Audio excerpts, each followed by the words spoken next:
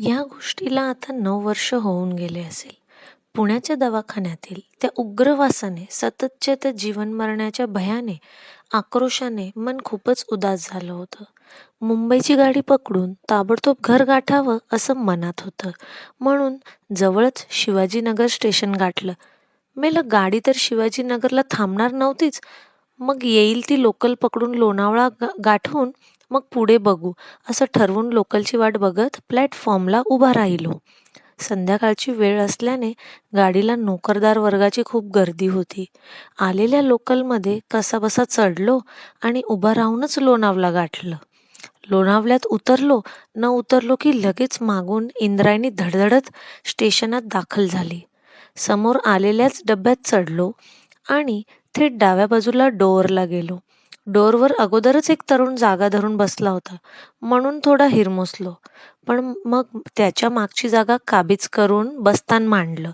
उन्हाळ्याचे दिवस असल्याने संध्याकाळ सरत आली असती, तरी गरम हवा जाणवत होती.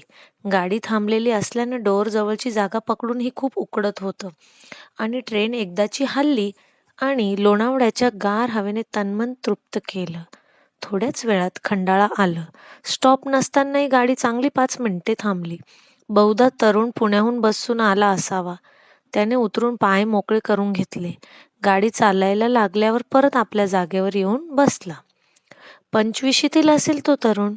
सावळाच, चांगला उंचापूर, अंगकाठीनेही बरा होता. चेहऱ्यावर तर बेफिक्री झळकत होती. बॅग किंवा सामानही त्याच्याकडे नव्हतं. बेरोजगार असावा बहुतेक.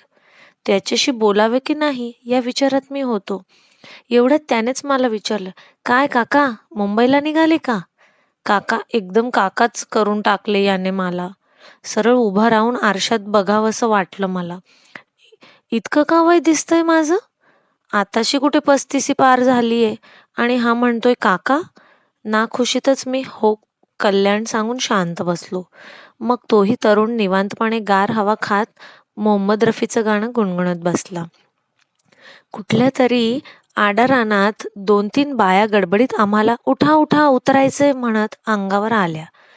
त्यांच्या हातात करवंदे, शेंगा, तत्सम वस्तूच्या टोपल्या होत्या. स्टॉप नसतानाही गाडी थांबली.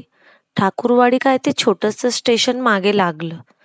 तेच असेल या गावाचं नाव बहुधा. त्या बाया पटपट उतरल्या आणि दरीच्या दिशेने चालत्या झाल्या. तेवढ्याच पटापट त्या खोल दरीत नाहीशा देखील झाल्या.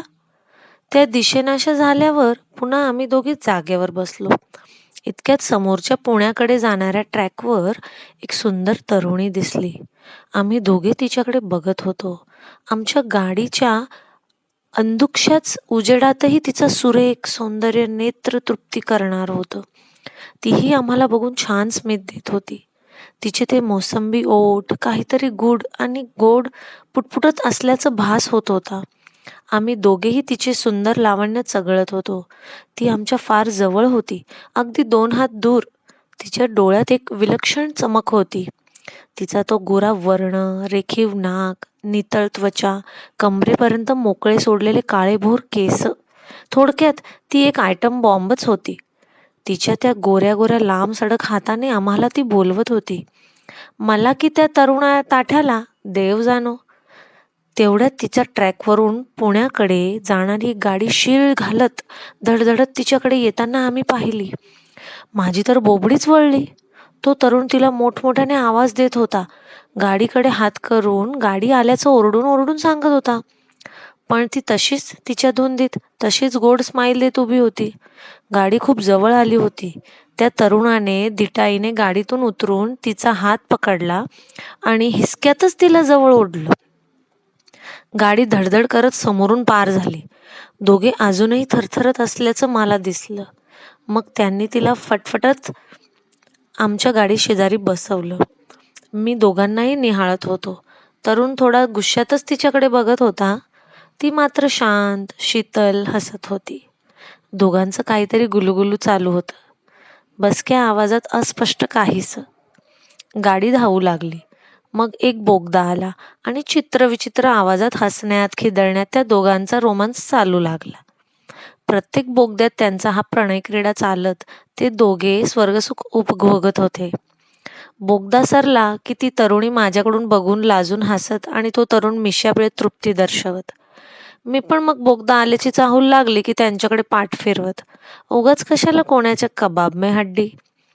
अशाच एक बोगद्यात एक जोरदार आळुरी माझ्या कानावर आली.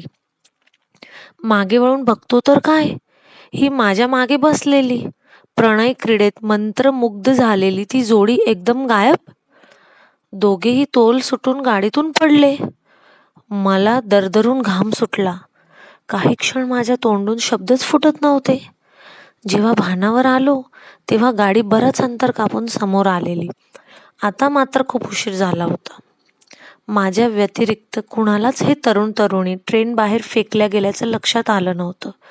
मग मी तसाच बसलो निशब्द.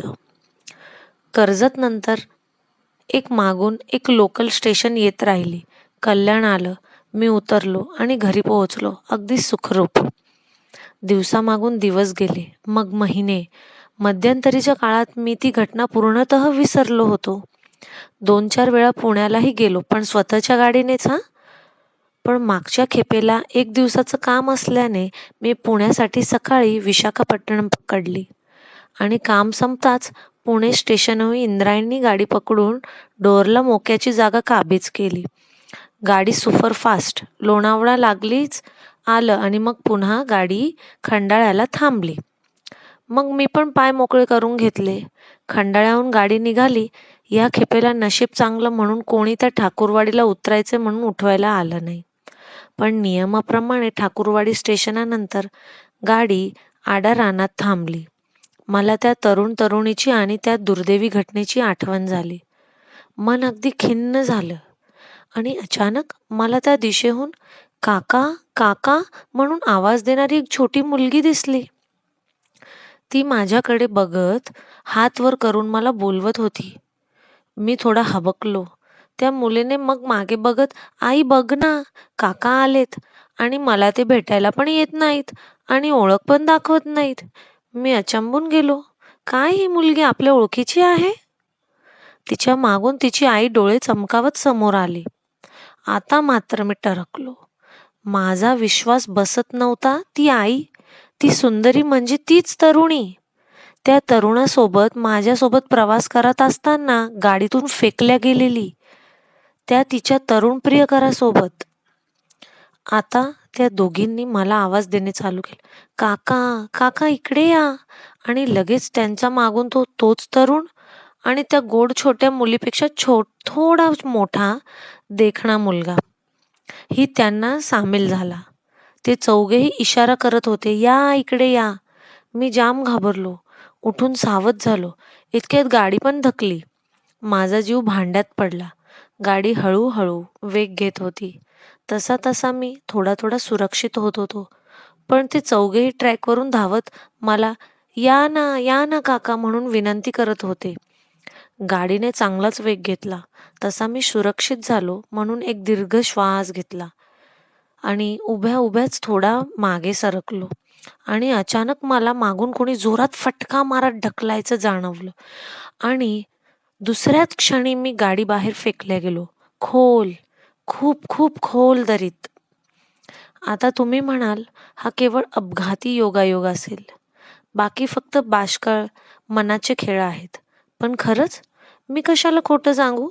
माझ्यावर विश्वास ठेवा आणि पडताळून पाहायचंच असेल तर या कधी इंद्रायणीने मुंबईला आणि हो आवर्जून गाडीच्या डाव्या बाजूच्या डोरलाच बसा हां. आम्ही तुमचं नक्की स्वागत करू आणि तुम्हाला देखील स्वर्गसुख देऊ. आम्ही म्हणजे तीच ती गोड मुलगी, तो देखणा छोकरा आणि ते रोमॅन्टिक जोडपं आणि निसंदेह हा नवीन कुटुंबातील सो कॉल्ड सिनियर मोस्ट मी. या तर मग आपण नक्की भेटू फक्त आणि फक्त स्वर्गसुखासाठी.